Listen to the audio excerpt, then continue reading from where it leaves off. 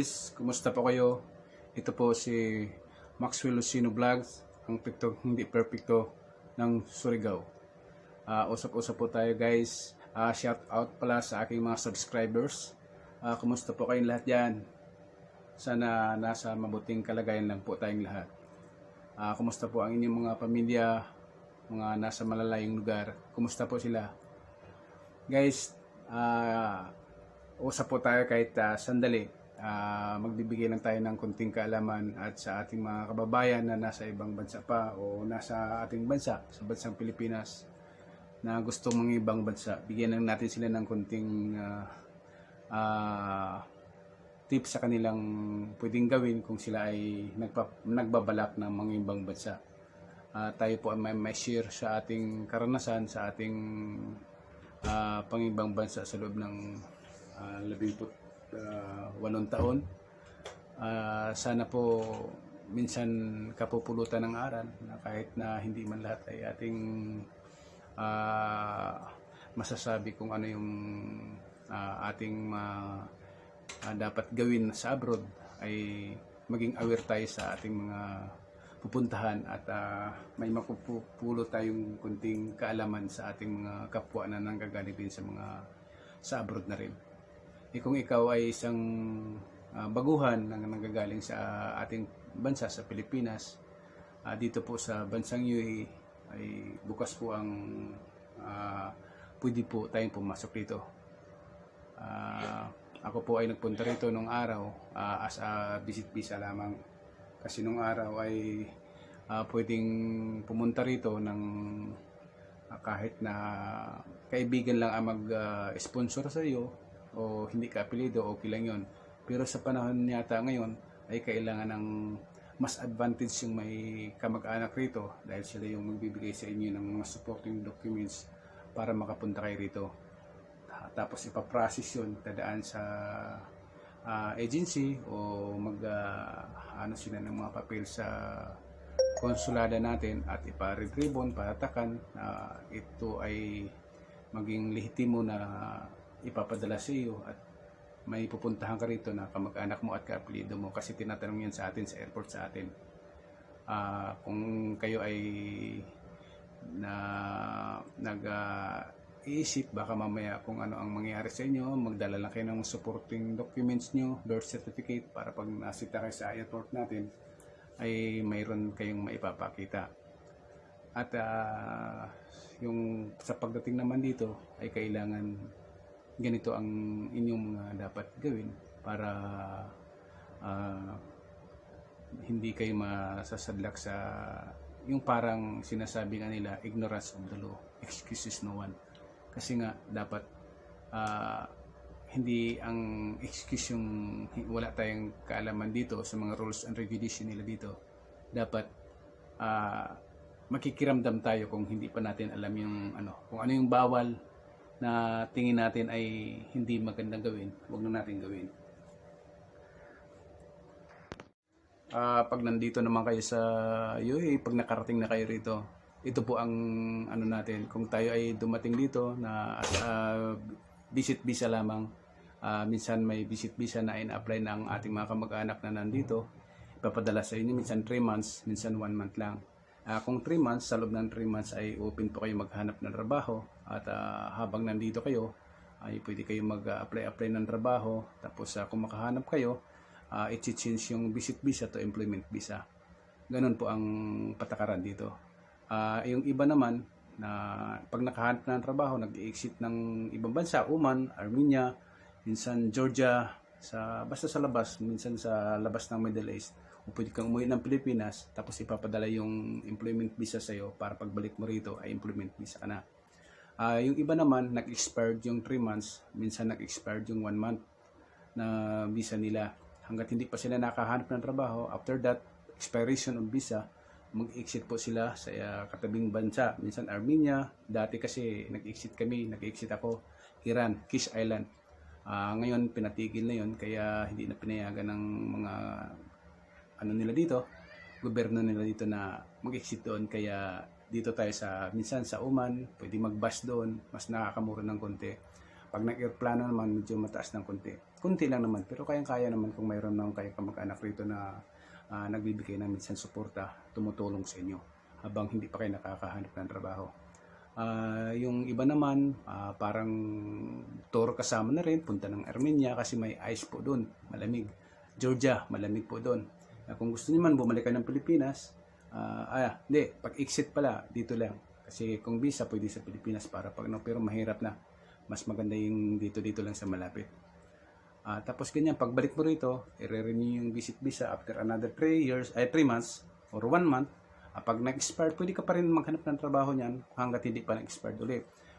Pag hindi ka pa rin nakahanap, pwede ka pa rin ulit mag-renew ulit hanggat makakahanap ka. Tapos pag nakahanap ka na ng trabaho, pwede mong i-change to employment visa. Ganun po ang lakaran nito. Pag ikaw naman na employment visa po rito, ang kontrata po niyan, magkakapirmahan kayo. Ang kontrata po niyan 2 taon. Pagkatapos ng 2 taon, ikaw po ay may mga company na nagbibigay ng free ticket back and forth, bakasyon ka lamang. Tapos may ibang company naman na minsan, alam mo na, hindi natin yung mga hawak yung mga ibang company, balatuba, kung tinatawag nila, na hindi tumutupad sa mga sa batas ng labor law nila dito.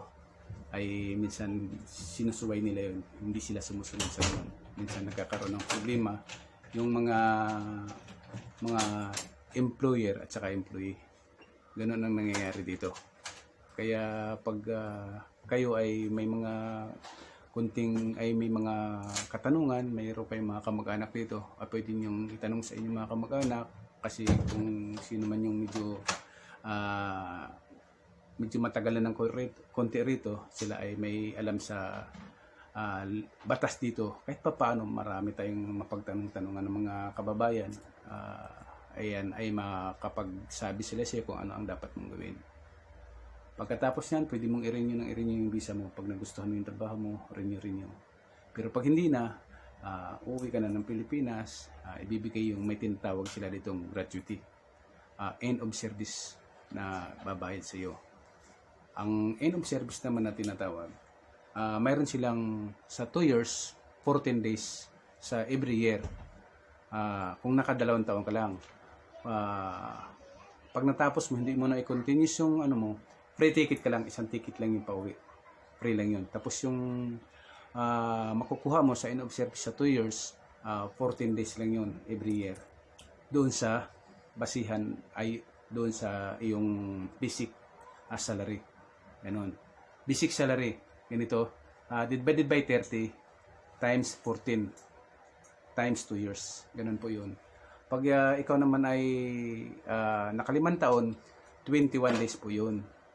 Halimbawa, naka5 taon, 21 days sa basic salary mo. Halimbawa, sa every year, kung ikaw ay 5 years na, sa every year ay mayroon kang 21 days sa basic salary mo. So, basic salary times divided by 30 days, 1 month, times 21 days times 5 years. Ganun po yung gratuity kung tinatawag dito sa total. Tapos, after, kung naka-6 na taon ka na, yung first 5 years, yun yung 21 days sa basic salary. Itong 6, 7, 8, 9, 10, 11, full basic salary na po to. Ayan. Kung halimbawa, ang basic salary mo, 5,000 o 1,500, ito na, magbibili ka na.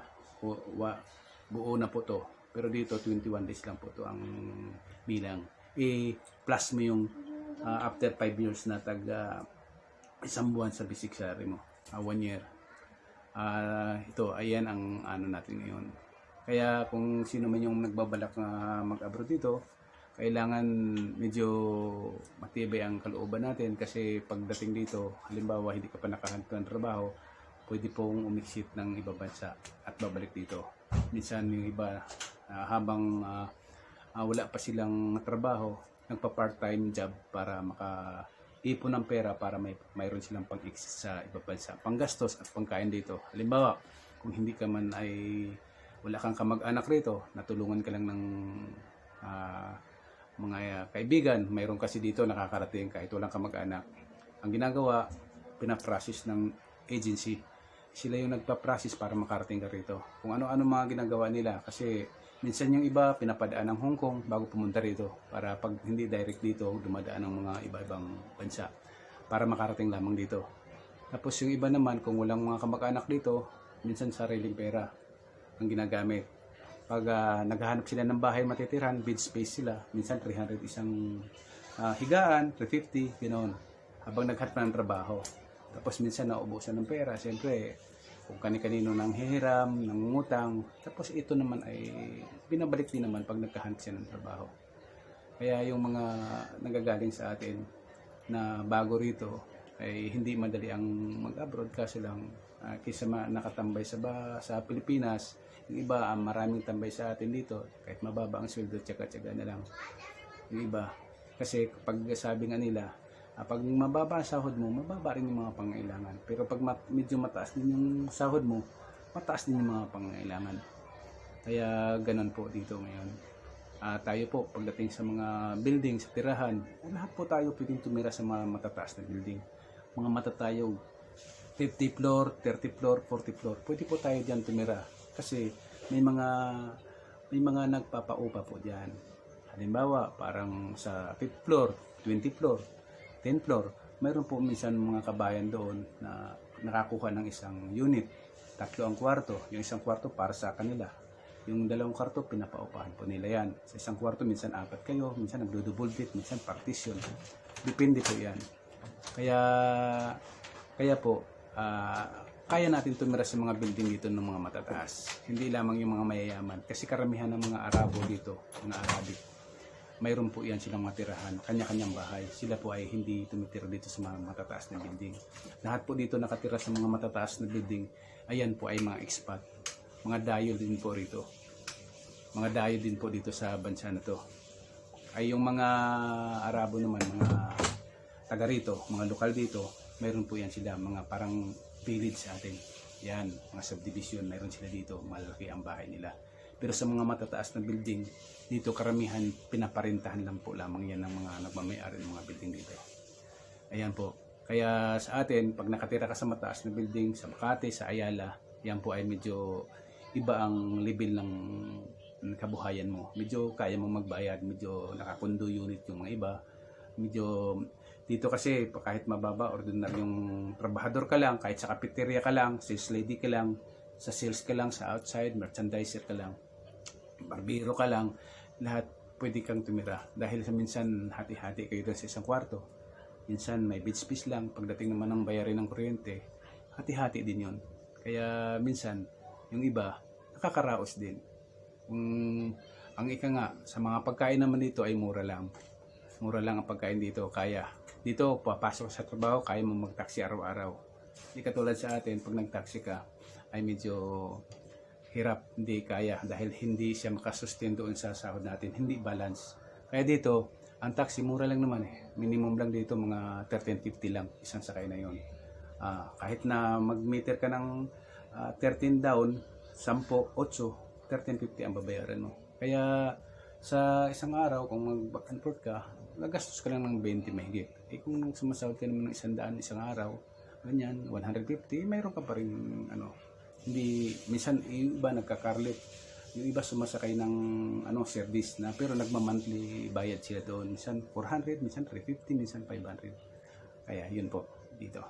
Kaya kung balak niyo pumunta rito, ayan, alamin niyo muna ng mabuti. At kayang-kaya niyan pag nandito na kayo, matututunan natin lahat dito ng mga batas at saka patakaran. Dito po, mayroon po tayong konting happenings din. May mga katabing lugar natin, may mga diskuhan, mayroon tayong nabibilhan din ng alak kung gusto. Marami, mga para-paraan lang. May nakakain po tayong baboy rito, may naiinom po tayo rito na mga inumin din po. Mga para-paraan ng ating mga kabayan. Kaya po natin yan. Kaya kung gusto niyo bumalak, pumunta rito, ingat lang po kayo at maging aware kayo sa inyong kapaligiran at sa inyong mga pupuntahan. Kasi alagaan niyo yung mga gamit niyo pag sumakay kayo ng eroplano. Yung iba, minsan nakikisuyo na ipapabitbit, maging tayo doon. Alisto tayo doon. Minsan hindi natin alam kung sino yung mga kakilala, kung ano nakalagay doon sa mga gamit. Kaya yan ang lagi natin tatandaan. Hindi masamang tumulong, kaso lang minsan ikaw pa ay tumulong, ikaw pa ang napapahamak. Kaya tatandaan natin yan lagi. Salamat sa inyo, ingat kayo dyan. Please, lagi nyo subaybayan ang aking channel, Max Willis Vlogs. ang piktong hindi perpekto ng Surigao. Thank you po. Ingat. Bye-bye. Hi guys, may pahabol pa pala ako. Sana lagi niyo subaybayan ang aking kwento. Lagi niyo ang panoorin ang aking susunod na vlog. May kukwento pala ako sa inyo kung paano yung mga kabayan natin dyan na may balak na mag-open ng business dito sa UAE ay ikukwento ko at kung paano magsimula at paano umpisahan. Mayroon akong tips na ibibigay sa inyo at mayroon tayong alam dyan. Salamat!